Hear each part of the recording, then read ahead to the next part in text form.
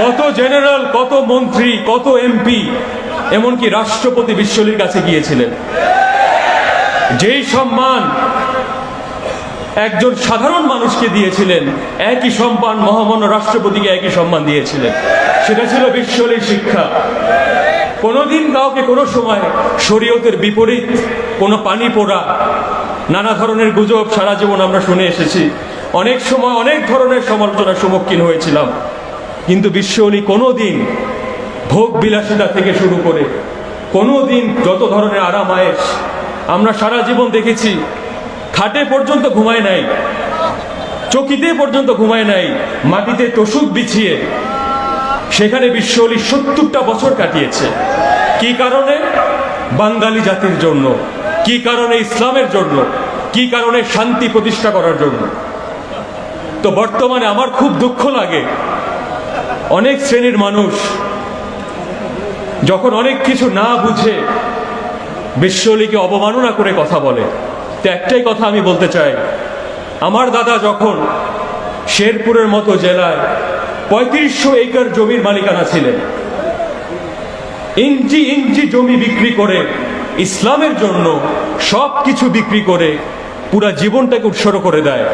আমরা যখন পাকুড়িয়াতে যাই, আমার পরিবারের অনেক সদস্যবৃন্দ বলতো, জমিদার বাবুর ছেলে নিশ্চয়ই পাগল হয়ে গিয়েছে, ধন সম্পত্তি যা আছে সব বিক্রয় করে দিল ইসলামের নামে, ওনার পীর সাহেবের নামে, ওনার মুআল্লেমের নামে।